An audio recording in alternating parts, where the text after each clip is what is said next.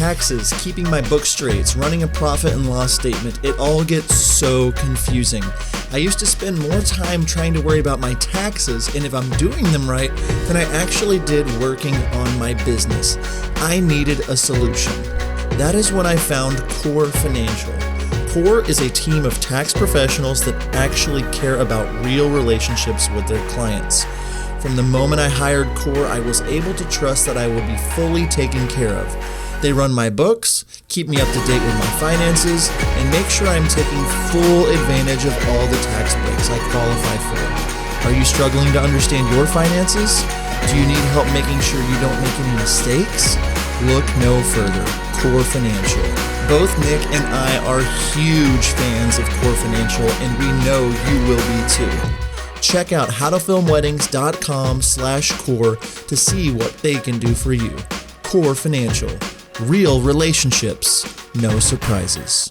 I think there's a discipline to it. I think in order to do good work, you've got to be inspired. I think those lightning bolt kind of moments and epiphany moments are where the best stuff happens. You can't make that happen, but you can discipline yourself to put yourself in positions so that your odds are better.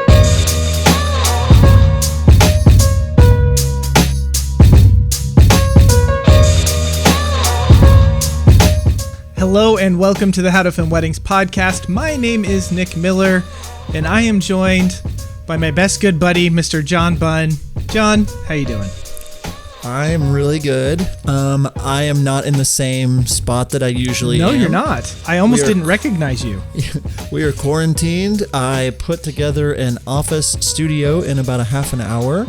And so I've got my dog at my feet, which is weird. I can hear my kids stirring around in the next room.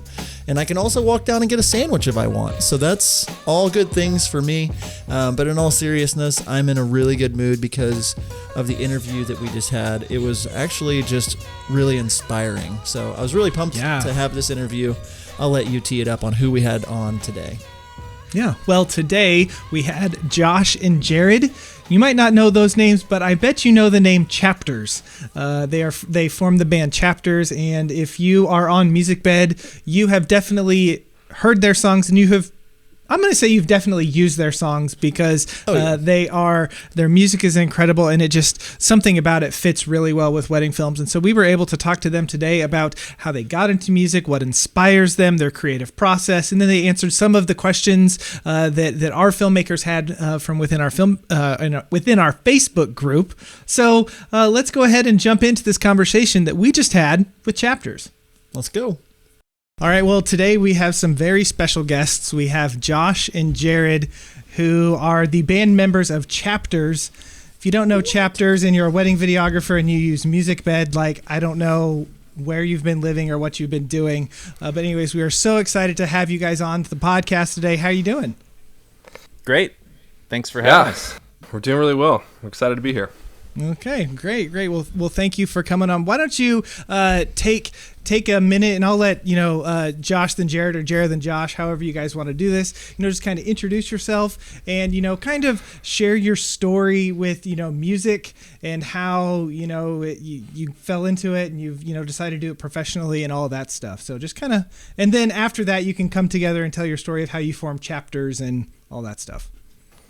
Cool, great. Well. Gosh, my journey starts when I was 13. I went and saw this band MXPX play, and I was like, well, there goes schooling, because that's what I'm going to do.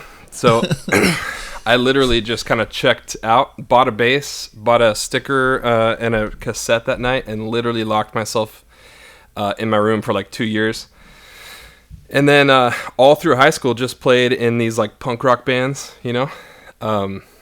especially in Southern California. That was everyone that's in a punk rock band sort of thing, or a ska band. But did that for years and years, and then I toured professionally from 1999 to 2004. And then I really fell in love with mixing. I started producing other bands when I wasn't touring, or even when I was touring. I was always working on music. I loved the studio. I loved recording. I loved making something out of nothing and just having something that's in your head tangible, to listen to or to have other people listen to. And that was always really exciting for me. So I just recorded a bunch and really kind of fell in love with mixing, like taking it that final step. And so I kind of focused on that from 2014 to 2016 or so.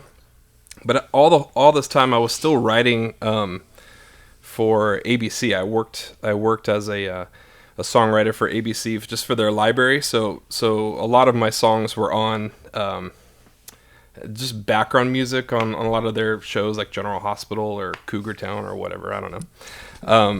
But that's how I really got into kind of the licensing world, which was it's a totally different world than the touring world, obviously. So, but I just fell in love with having an idea in your head, taking it all the way to, to something that is there. It's still kind of mind blowing to me, Yeah. Still exciting. Yeah. So That's cool. Jerad? Yeah, for me, my family was musical. My dad was in bands. He played multiple instruments. And my brothers, I had 2 older brothers that were musicians as well. And I was around it a lot when I was really, really young. And just got the bug really, really bad at listening to a bunch of my dad's old vinyl records. And we'd kind of sit around the living room listening to music. And so, yeah, early on, just got attached to that, listening to it as part of my life. So then picked up instruments real early, probably 3rd grade or so. Played a lot in church growing up, learned a lot there, was in a bunch of bands, and ended up studying music in college and got to study with some great guitar players doing jazz and studio classical and a lot of stuff. And then shortly after I got out of college, I started recording a lot, producing records for people and collaborating. Just kept doing that until we met. There's a lot that happened in between there, but that's the bottom line. And we met up on a record, doing an album together where I was producing, and then I kept hearing these records that the vocals were really, really extraordinarily good, and it just caught my ear. And I would look up who had produced it or worked on the vocals, and it was Josh. And he was in a band years ago that I listened to as well. And so I was like, oh, that's interesting, that guy from the band. And I was on that album producing an album for an artist, and I was able to call him in, and we worked together on those vocals. So producing and engineering and all the vocals for that worked really well. And we started collaborating on everything else that I was working on. I'd just bring him in. And you know how that is when you work with somebody, you just kind of know. You speak the same language, you get along together, and it's easy. It's easy to work together. We found that, so we decided to do more stuff. Yeah, I was actually working on a project for this live record in Brussels, of all places, that we were doing pre-production out in Nashville, and we had like 4 or 5 musicians in a room that were just really good, and we got so much done in one day. And I was like, man, I'm working with all these bands and they're good, but we don't get anything done like this. It would take us weeks to get this much done. So I kind of left that trip going like, man, I need to find some good musicians to work with. I still haven't found any, but Jerad is the closest thing that I could find. But I called him up and I was like, hey, I know we don't really know each other, but I mean that well outside of like, working on these projects, but we should get in a room and just see what happens, and musically. I played drums, he played guitar, and within 5 or 6 hours, we had 3 legit song ideas that were kind of all there. And so to work with someone who's a producer, who's a musician, who understands writing and engineering, it was just like, gosh, this is so easy. It just brought life back into it. So we just became a a Dropbox band, really. Like I would start an idea and send it his way, or he would start an idea and send it my way, and we just kept building and building and building, and all of that is chapter 1. That's kind of how it all started.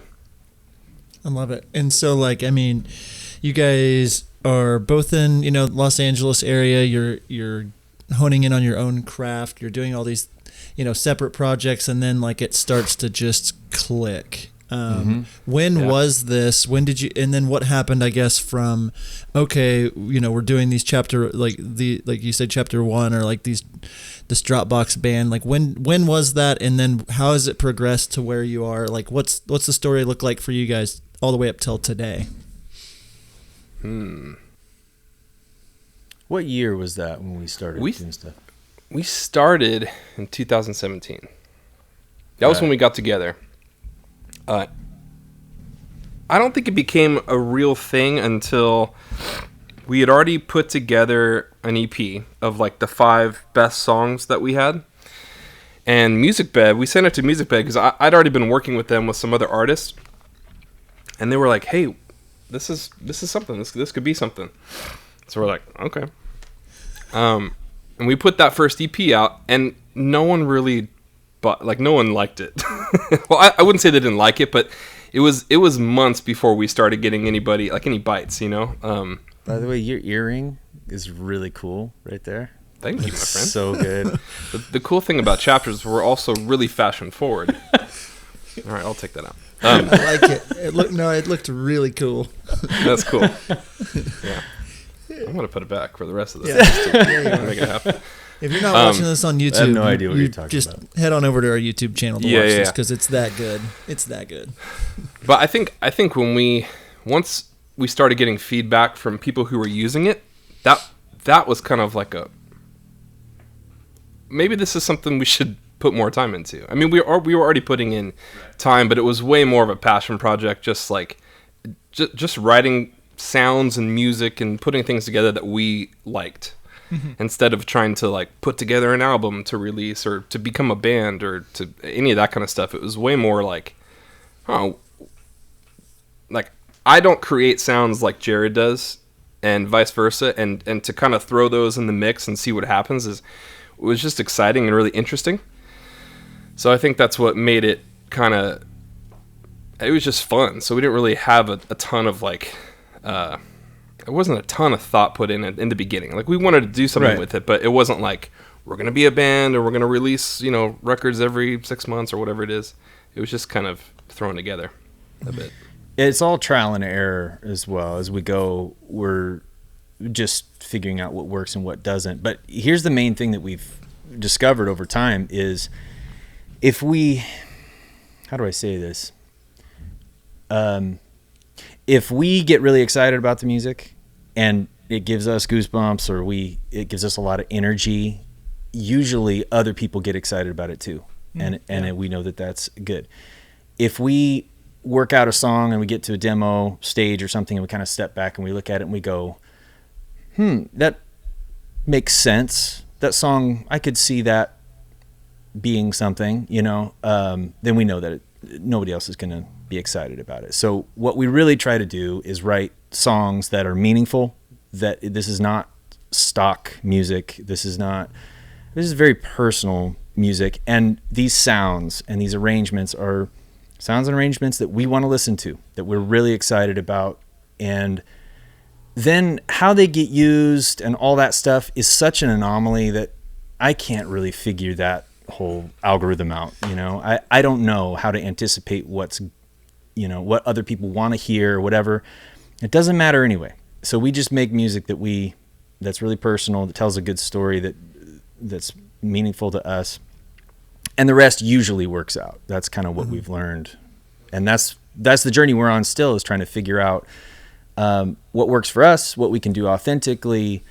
And it's really, really, really great when filmmakers like yourselves and others reach out and say, hey, this works for us. This is meaningful to us. And it's great. Well, I'll say this much. Like it's funny with MusicBed, and they're one of our sponsors. And so like, we're always scouring the internet, that website specifically for good music, especially as wedding filmmakers. And it's like, you don't want the click tracks, you don't want the stock feel, you want something that's really personal. And because when we're making our films, we aren't trying to just make something that's cookie cutter either. And it's the same, it bleeds over into all kinds of art, whether you're producing music or films or whatever. But like, the people that are doing something that like they feel good about what they're producing, like the people that are supposed to love it will love it, instead of just creating something that's just kind of vanilla. And so that, to me as a consumer, like I was just listening to your music today just to listen to it. It's not just so I can like, awesome. I have the MusicBed app. I push, I turn it on and I like know your songs, and I'm a fan of the music because it's like I push play and I immediately feel something. It's not just like, okay, yeah, this is good. It's like, oh, like this song would work for this, like this pulled emotion. I love pulling emotions into my films and just build and like just and so hearing, it's fun for us to hear kind of the behind the scenes of producing a song and producing your music, and as the wedding film community is growing and stuff, like we're always looking for more and more artists that are being unique to them and not just trying to figure out what will sell, but like creating things like that. So that's really cool to hear.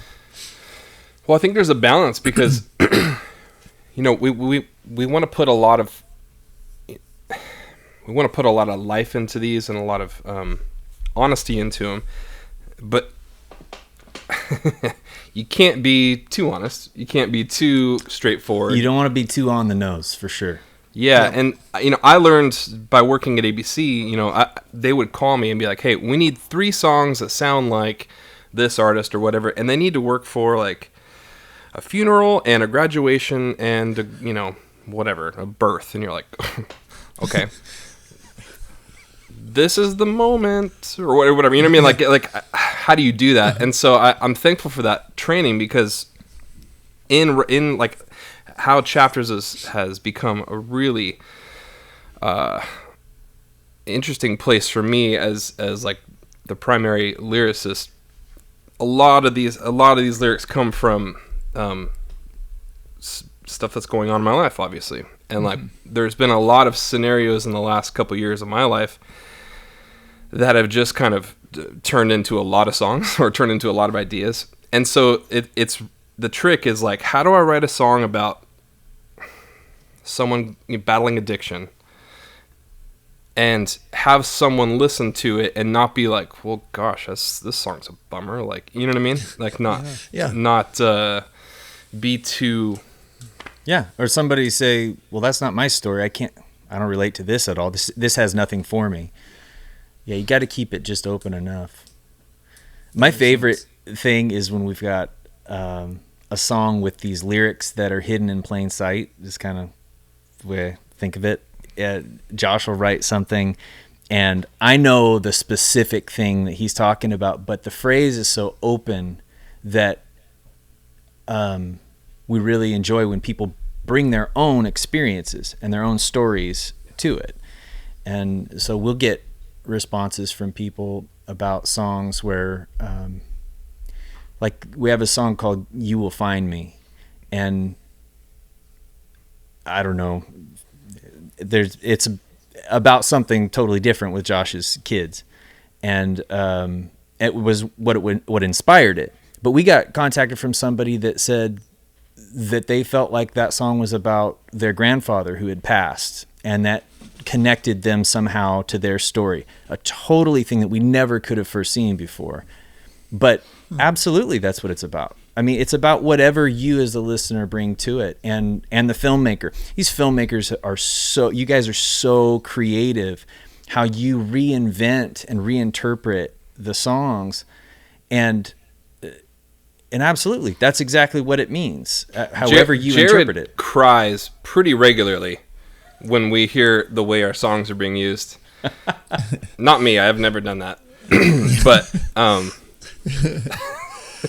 no, seriously, man, there are times where because we don't really find out where people are using them until maybe after the fact or weeks later, or if they tag us on social media somehow. But there's a lot we don't ever see. But when we do see one, or do see them, and they're just so emotional, and especially us knowing what they're really about, and then having someone use them in a completely different light, like, man, I have been just wrecked by some of these. Like, oh, if you like, and for me, it's really healthy and almost healing in certain ways, because I'm like, this song is about this, but you used it about this, and created this whole like story about it. And like, for me, I'm like, thank you.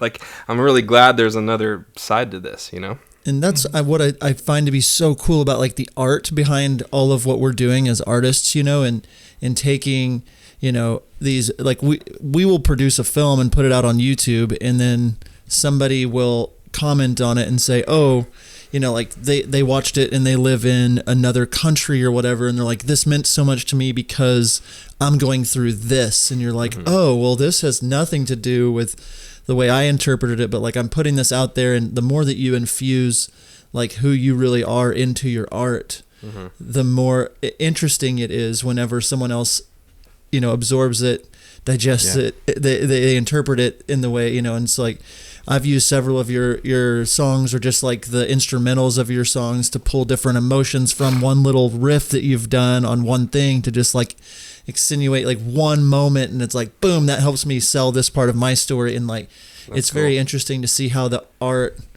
works together, you know, and the similarities between them all. Yeah. That's cool, man. That's a high compliment. I think emotion is what it's all about. And it's funny how, I mean, if you think about music, I guess with any kind of art, there's punk bands we listen to where the bands can barely play three chords. Yeah. They're technically illiterate, you know, musically, and yet it's all you want to listen to at times. And what is that? It's because it's got emotion. And so by definition, I think music is only so valuable as its emotional content. And so that's where we like to shoot for and make sure that it has, you know, musically and lyrically and melodically and all that. And if it does, we get excited, and it seems to work out. Yeah. I think it's really cool that you write these songs, and you know the meaning, and you know the intent behind it and all of that, but yet you're still okay with someone, you know, applying this music to like a wedding video, when the song that you wrote about maybe is about your child, or about, you know, something else, you know, something totally different, but you're like, I think that's a really cool thing, that you're open to that, and just kind of seeing where people take it all. And anyway, that's really interesting. And I'm really excited to continue this conversation with Josh and Jerad of Chapters, and we'll do that right after this break. So tell me, what CRM do you use? If you're not sure, or you don't know what a CRM is, I'm about to save you a lot of time and therefore money. CRM stands for Customer Relationship Management. Basically, a CRM is an online service that helps you better serve your clients. HoneyBook is both mine and John's CRM of choice. We absolutely love it. HoneyBook allows us to do all of our correspondence, contracts, and payments all in one place. One of the features that I love is the automated workflow. We all have emails that we send out to all of our clients, right? At 6 months, 3 months, 1 month, the week of. All of us do it. Automated workflows make it so that those emails can go out automatically. Since I don't have to take time to, 1, remember to send them out, and 2, to write them, I save time and make more money by working more efficiently. Are you interested in saving time on the business side of things? Go to howtofilmweddings.com/honeybook for a free 1-week trial. Also, because the Honeybooks really like me and John, we can give you $200 off of your first year, and that also comes with a 60-day money-back guarantee. So what are you waiting for? Go to howtofilmweddings.com/honeybook to start saving lots of time in your business. Oh yeah, legally I have to tell you that John and I are affiliates of HoneyBook. All right, well now we are back from break, and like wedding filmmaking, okay, music world, stuff is wedding filmmakers. There's things that we, like and things that we don't like. It might be the editing, it might be the filming, or, the marketing. There's certain aspects that we absolutely fall in love with. And then there's some stuff that we would rather maybe someone else do. So I think, Josh, you talked a little bit about this, in kind of your intro, but when it comes to like the music creation process, like what are the things that like you guys are like really, really excited about? And then maybe what are the things that you're like, I think I want to hire it out and have someone else do this part, or, what is that for you guys? So we've tried that actually. We've tried, hiring out to have people do kind of like just maybe some of the editing or some of the tuning on my vocals. What? No, I don't tune my vocals. But we just never been satisfied with it, and I think part of that is just because we have an opinion about it. So to answer your question, what really excites me is a new sound or something I just haven't heard out there. And Jerad is just the king of that. He will send me something, and it's always like, I don't know, this is kind of lame, but whoop. And that will just like, okay, I got to stop everything I'm doing and like write this full song. I'm telling you, that is how...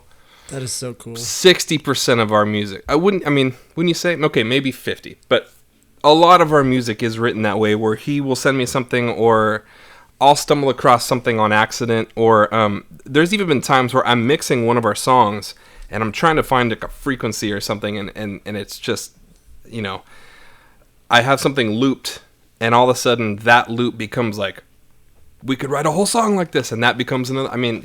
There is no formula to this, and that's what keeps it exciting. We'll do this till we're older and grayer. But like we love it. I think the part where it gets a little tedious is like it's hard to close. It's hard to finish it all, because like you'll get really excited and there's energy and you're throwing out ideas and all this stuff, and then it's at the end of the day or end of the week, and now you have to sift through all those ideas and like really make executive choices. That's where we can get a little like, ugh, okay, maybe there's another idea that's better.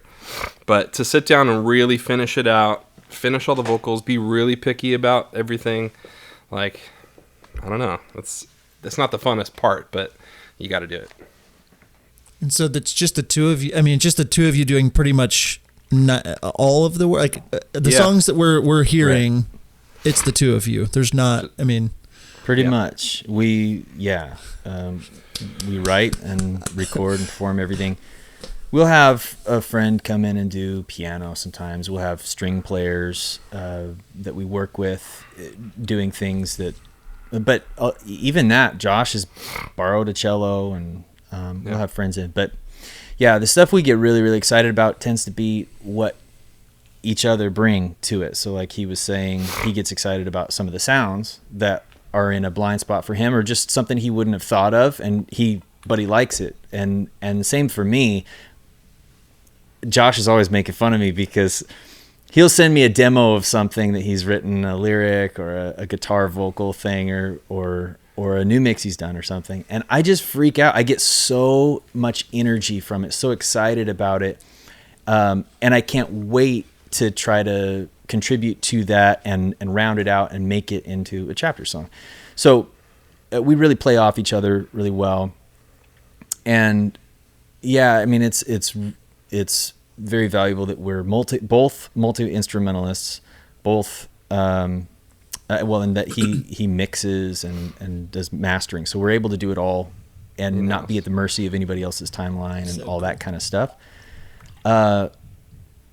But for me, man, the artwork is always the biggest stress. We could do the whole album, and the songs are like, we got this, we can do this, we're in our wheelhouse. But then it comes to things like finishing out and uploading and artwork and all of that, where I'm like, sometimes it's a little stressful and hard. Yeah. It always ends up great, and we're able to do it, but man, yeah. Yep. Yeah. And so, like, from the time that you get, like, my mind always goes to, like, the business behind all of the things. That's just who I am, is the business-minded guy. And so, are you all, like, calendaring out, okay, we need to produce this much content in this amount of time, and then you feel pressured to, like, create content? Or do you feel like, okay, these songs now that are out there are residually, like, making us money, and we're doing, you know, like, our name is growing, so that frees you up more time? Or, like, how does practically it work with content creation for you all? Are you guys limited? Do you feel like you have to produce so many songs per year, per month? What, like, how does that all work for you guys? Nice thing is we don't have an A&R or somebody on our back. It's really just us. We do what we choose to do, but we're both very ambitious, and we try to push ourselves with deadlines and all that. So what we do is we tend to go through 6 months, at least 3 months, 6 months, and kind of plan out through a whole season and plan all the songs and releases that we want to do. And we set dates on the calendar, and we talk about that. We do that at the beginning of the year. We do that a couple times throughout the year, and we modify as we go.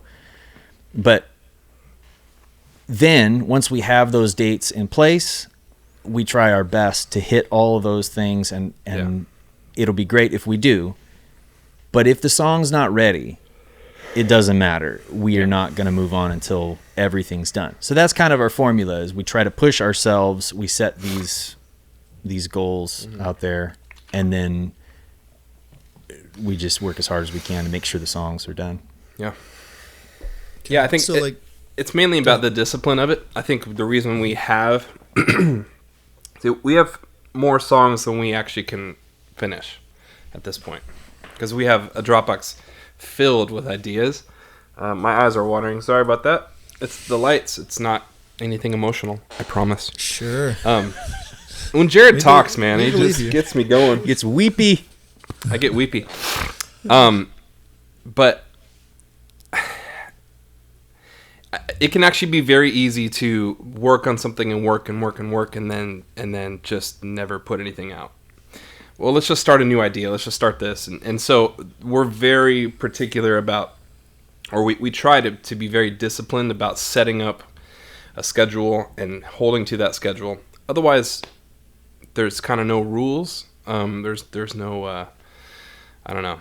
If we don't have something kind of like, over our shoulders going like, oh, we should have put something out by now, then we might spend too much time on something, or we might just let something go that is really special. So I think it's more about the discipline of, getting up, getting in the studio every day, working, having goals set and hitting those goals, Mm-hmm.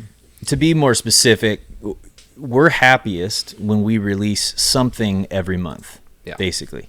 So we try to release a couple singles, and then we might skip a month or so, and then we release the full EP that those singles are from. And then now we're also doing our podcast, and so we're trying to space that out with releases as well. Just to stay connected with people, that always helps, and it's good because we have a lot to release. We try and pace that so that we're not doubling things up and all of that. But that's when we're happiest. That's basically our pace. Okay, cool. So one thing is you're talking about all this stuff, and you have so many songs that you've could maybe create that'll never get created because you just have too many ideas, or like that kind of stuff. I'm just, what's the process like from to create, let's say an EP, what's that, 5, 6, 7 songs, something like that. Like what's that whole process kind of from beginning to end, look like, and how long does that usually take you guys, and, that sort of thing? The beginning, the very beginning is, I know for you, Josh, and for me when I'm creating instrumentals and things, is just an environment with no deadline, having times where you just experiment, and you don't know if you're going to get something or not. Doesn't matter. You give yourself the freedom to be able to do that. And so we have to have separate times for that. Sometimes those inspired moments happen in the middle of trying to meet a deadline on something else. And I don't know if you've ever had that with film stuff or, film art, but with us, it's like sometimes the best inspiration of a new idea comes at the wrong time. Oh yeah. But happens all the time. Yeah. But that's the very start, is just compiling those things in iPhone notes and whatever. And then we have an ongoing list of those things. And when it's time for us to sit down and say, okay, let's put all of our most recent ideas that we're excited about in a folder and kind of listen through what we have. And we're dreaming about what do we want the tone of this next album to be overall. And we start talking about that, and then we let it stew for a while, days, a couple weeks. And it starts to slowly take shape. We start to narrow it down, and we go, okay, this song and this song and this song is where we want to focus. And then from that point, it's digging deeper into finishing the song itself, and then building out the sound environment and the emotional tone of what it is. And it's just like chipping away at a sculpture or something. We just start to, for weeks and months, chip away at those tunes. Yeah. And we never really know where it's going to end until it's done. There are EPs that we've worked on, and we've scrapped the last song and put something else in, and it's like, oh, this actually works better, and I think people will, we just like it better, and think people respond to it better. And I mean, again, there's no rules, so we try to stick to 5 songs just so we can kind of stick to every 6 months putting out an EP. But I mean, and again, I think at this point we have so many ideas and demos built up from previous releases, so it's like the folders just get bigger and bigger. So like we still have song ideas from chapter 1 that we listen to every once in a while, and we go, we gotta do something with that. And the same with chapter 2 and chapter 3. So now that we're done with chapter 5, we've got this compiled list of chapter 6 that's like, well, we could go through one of those 200 ideas, or we could just, I don't know, give me a cool sound, or let's start there, so that there really isn't a formula to it.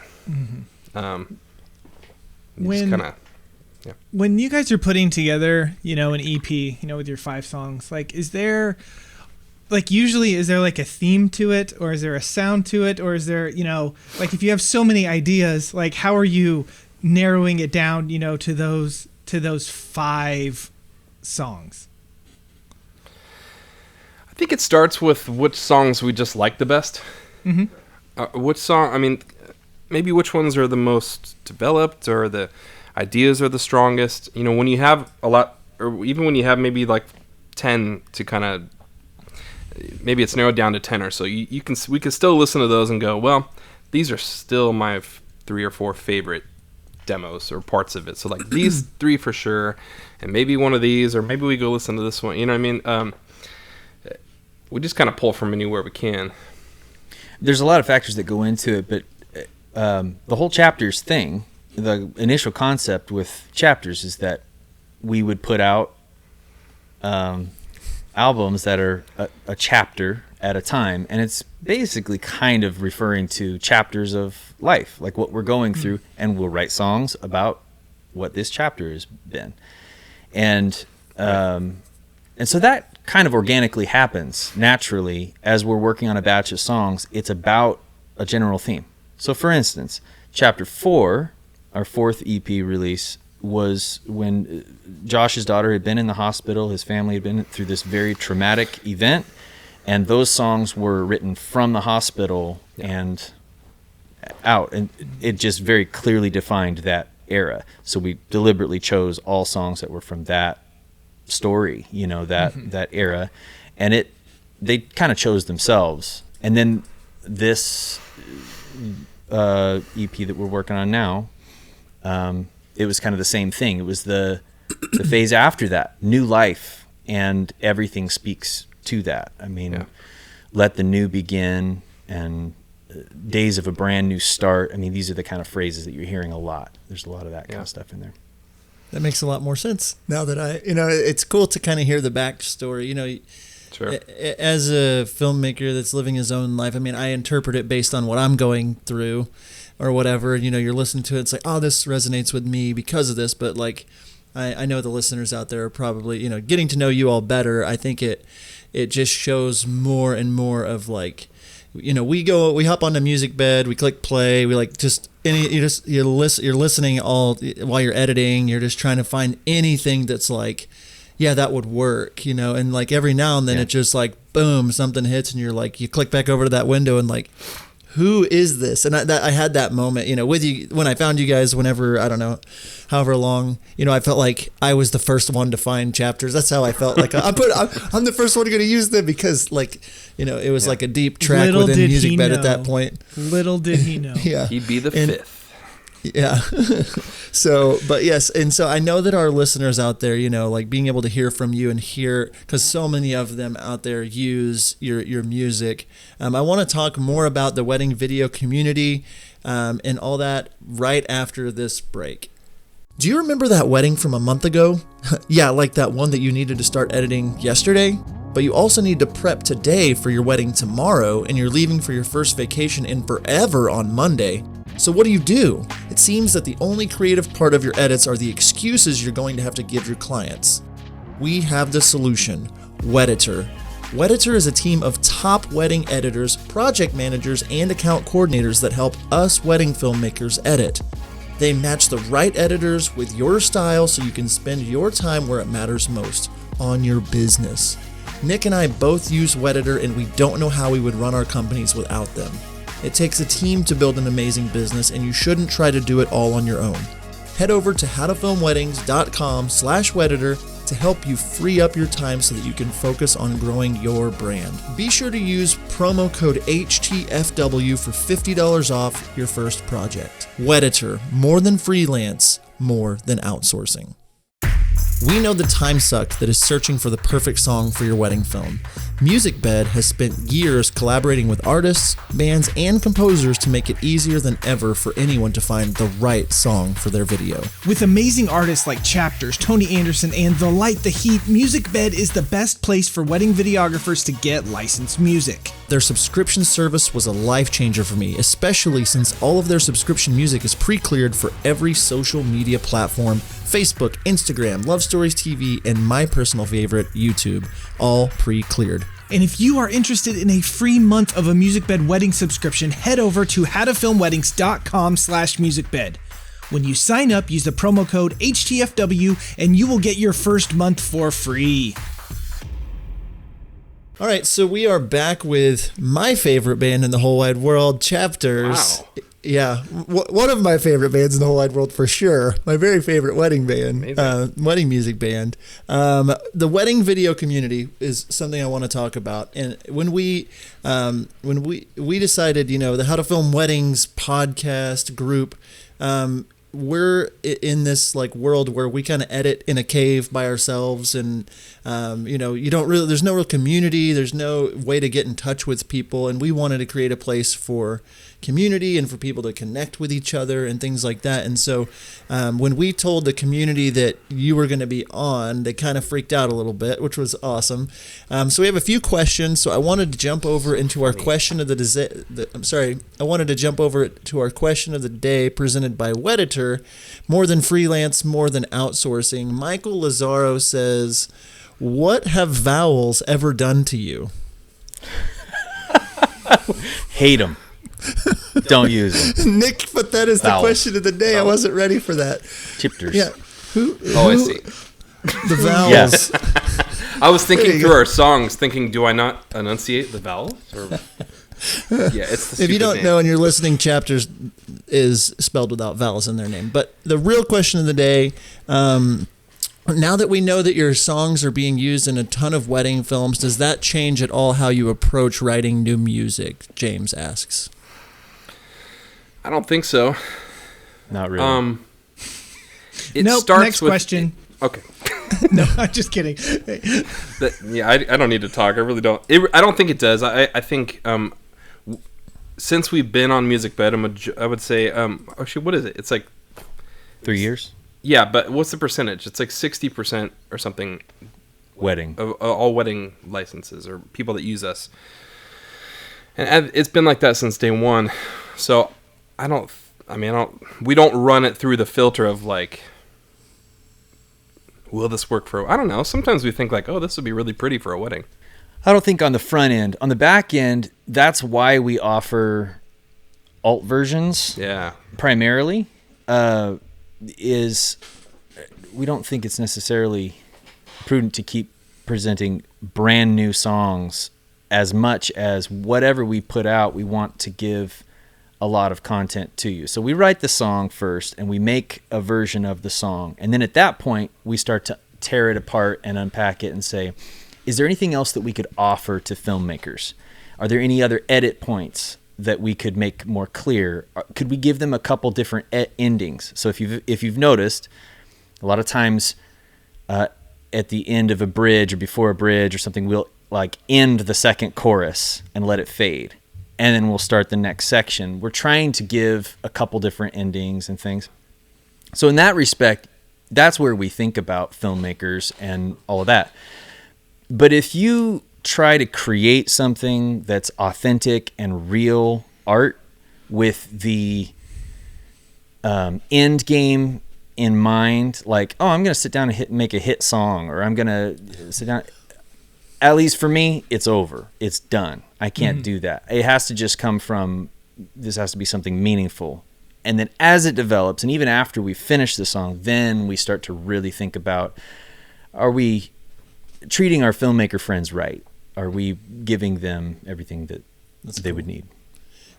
Because I'll see like, you'll do a song and then it's like, I'll type in, because I'm going to license the song, and it'll say, like this name of the song or this version, and like you've got like 5 or 6 versions, and like the freedom that gives us, even with playing, I've played with getting 2 different versions of the same song and starting it more, like traditional, and then switching it into more of, the electric version, or like or whatever it is, or in having it with just oohs and ahs, or just with like being able to play with that. I'll always get the instrumental and the regular of the song just so I can play with when I'm going to pull in certain, things, or be able to loop certain portions of songs 3, 4, 5 more times instrumental, and then pull it in with like where the lyric hits. And so that is always, one of my favorite things about you all as a band, because a lot of bands they might do an instrumental and then a regular, but you guys will have several versions of each one of the songs. So we're not visual artists and video makers, but we are editors for sure. And so we know how that we work with audio and edit things and chop things up and remix and do all of that stuff. And so I think that's where it comes from, is that sensibility of knowing, I'm sure you guys do this too, and you could use this a number of different ways. So we put a lot of effort and time into providing stems of everything and every version, alternate versions, and even these stripped down loopable sections. Loopable sections is another thing, because there's a science to that, making sections truly loopable without having some kind of like big build and then it shuts off because when you go back to the loop, if that makes any sense. Oh, it makes a lot of sense. I've looped a lot of songs. Oh yeah. Does it does it bother you guys, like, as the artists, the creators of the song, if like I take your song and then let's say I really like the chorus and then I like put the chorus in front of the first verse, or like rearranging the song? Does that bother you guys? Okay. No, I seriously love it, because at the end of the day, we have the EP out there on every platform. People can listen to what we did, but when you hear what people do with these things, it's awesome. I love it. Yeah. Go crazy. Okay, cool.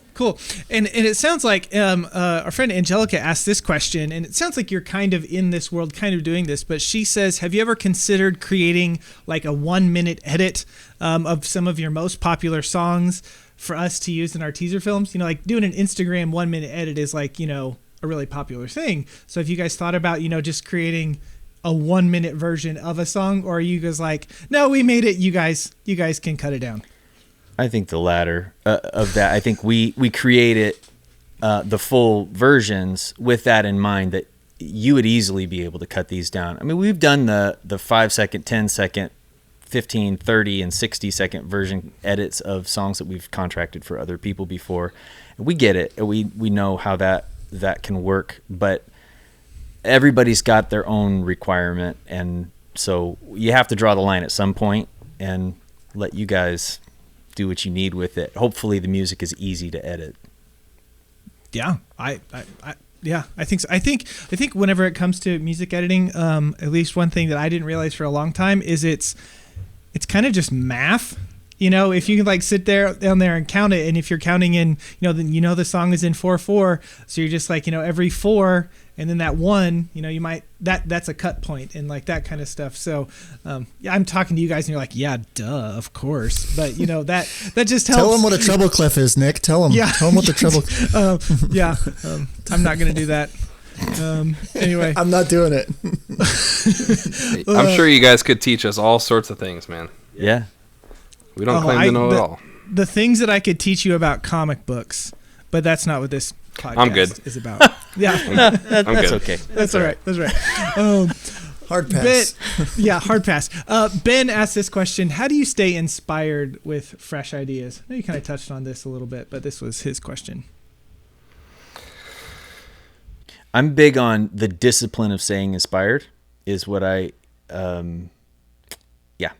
I think there's a discipline to it. I think in order to do good work, you've got to be inspired. I think those lightning bolt kind of moments and epiphany moments are where the best stuff happens. You can't make that happen, but you can discipline yourself to put yourself in positions so that your odds are better. And so what that means for me is listening to a lot of music, YouTubing, and following and remembering the things that inspire me, and then spending time with it, making sure I eat right and get enough sleep. If I'm not doing those things, I have such a hard time getting my head unclouded and all of that. So most of what I do on a daily basis has to do with putting myself in a position to be hopefully inspired at some point, and being okay with wasting time. So if I'm recording stuff all afternoon and I'm trying to find those gold nuggets, something that's emotional and has a good quality, and it just doesn't happen, not beating myself up over that, trying it again the next day, give some space, right? You think? Just can't get the image of you searching for golden nuggets. Idiot. I like it. Right? I mean, do you think? What about you? I think it's along the same lines, but like you said, it's just kind of, for me, it just comes out of nowhere. And I know that sounds so stupid actually to say that, but I'll be with my kids or at the grocery store. We've talked about this. We're at the grocery store and you hear a song that you've heard a bunch. You know the song, but you just hear a totally different melody. And you're like, you grab the phone, you sing that melody in, and like that becomes something. That happens. And you can't plan on that. You can't plan on any of that stuff. I think it's just, but like you said, keeping yourself disciplined enough to be in a position where you can hear that stuff or can step away for a second and record something, or I don't know. There's no formula to any of this stuff. There's just no formula to it. It's very similar with filmmaking. I might be watching, I don't know, This Is Us, and like see a portion of it where like they just melt two moments together that shouldn't go together, and I'm like, oh, I'm gonna use that on a wedding film if I get a chance, or just always being just ready for the inspiration whenever it comes, and which is the beautiful part about like creating art is you get inspired from something. This is the tale old time, like it's happened year after year, century after century, where we can look back at what people have created or get inspired from a commercial, maybe an In-N-Out commercial or something. But, like just being able to pull from that and be ready for it. And I think so many of us just don't position ourselves to be ready for the inspiration. to where it's like, oh, I'm at the grocery store with my kids, I can't be inspired right now. But it's like that little jingle comes on the radio or whatever. You're like, oh my goodness, I'm going to record something on my phone real fast. Or writing that thing down in the moment. You know, I'm going through Ozark, the show right now, which is like dark and you know, like it's a little much, but like I'm pulling certain things from the way it's shot, and it's like it's just the color tones are this way or the palettes are this way or whatever. And so like it's always so interesting to see where that inspiration comes from. Yeah. Agreed. Agreed. They agree Good with thought. me, Nick. Good thought. Good thought. Well done. Well said. Yeah. Same thing. One thing that I think speaks volumes of your music is, you know, like one of our videos right now, My Business Wildlife Films, it's kind of blowing up a little bit on YouTube, and you provided the music background for that, so that's really neat. But I have these wedding videos that are, I know are going to be something really, really special, and I can use your music because it's very powerful and very special. But then there's also been times where I film a wedding and I'm just like, this is going to be a rough edit. You know, it's just like, this one's tough. And I know that I can look up a chapter song and it will make that video so much better. You've saved our butts so many times. Like many times. Yeah. So definitely true. And we got that comment when we asked the question, say, do you have any questions for chapters? And there were like 3 people that said they have saved my butt so many times with their music. Just tell them thank you. Yeah. We're in the business of saving butts, man. There you go. That's what we do. There you go. That's really cool to hear. I mean, we would never hear that stuff. We would never know that. It really is. That's like, really cool. And it's funny to think that you wouldn't think that that's the case because it's so very blatantly obvious to us of how helpful what you guys are doing and how big of a difference, because it's literally saved me weeks of my life to not have to be searching for certain songs. It's like every time you come out with music, or I'm on your social media and it's like coming out with music, whatever, I'm favoriting it in MusicBed as soon, just so I know it's there for whatever edit I need. It's like, I don't even need to listen to it, and I know that it's usable.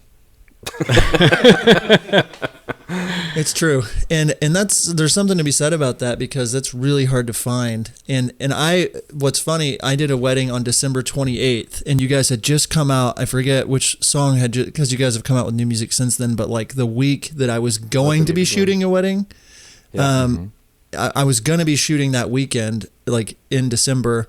And I shot the wedding knowing what song I was going to use already. And it was that song. And like to be able to be thinking about, like, I want this to be, it was a wintertime, like romantic. Just hold it all together, probably. Probably, yeah. I think that I'll pull it up and message you guys after this. But like we brought in like these fairy lights and went out with the couple at night in the dark and like wrapped them around the couple. And there was just a part of the melody that I heard that part of the melody and was like, I'm going to do this with the next couple and so that's like awesome. I shot something based on the music, which has never been what I've been able to do, because it's always like, well, I'm going to have to find something at a late. So anyway, it does save us so much time and effort. And there were so many people from our community that just said, thanks.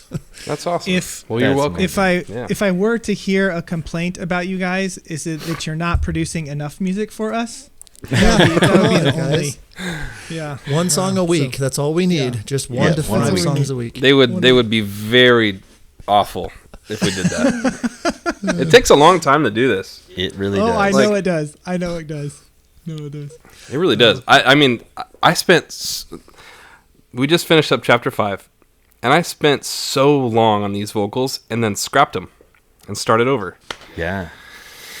But they're better, and like, it's got to be right, you know? Mm-hmm. Yeah. Mm-hmm. Yeah. Yeah, it takes us a couple weeks minimum for each song.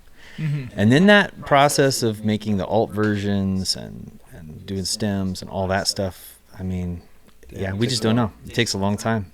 Oh, yeah.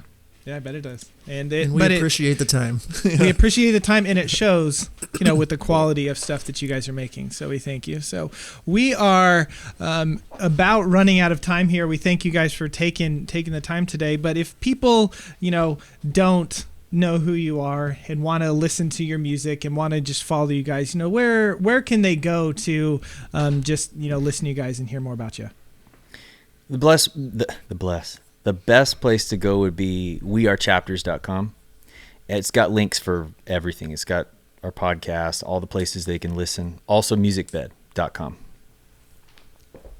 Great. There you go. And what's your Instagram for people to follow you? At wearechapters. Yeah. Yeah, that's everything. So that's cool. everything. Cool. Well, Josh and Jerad, we thank you guys so much for taking the time to talk with us today. It was great to hang out a bit. Thank you guys very much for what you do, and we're glad to be a part of it. Thanks for having us. Well, thank you, Josh and Jerad of Chapters, for coming on the podcast today. We really appreciate you taking the time. If you're still listening to this, we want you to head over to howtofilmweddings.com. There you can purchase our brand new posing course with wedding season coming around very soon, and you need some help with posing. John and I have put together a posing course that is some of about 20 of our favorite poses that we use on our weddings. Just go to howtofilmweddings.com to find that. If you're watching this on YouTube, please subscribe to our channel. Share this video with someone that you know will like it. Rate and review us on your favorite podcatcher. And until next time, we will see ya. See ya.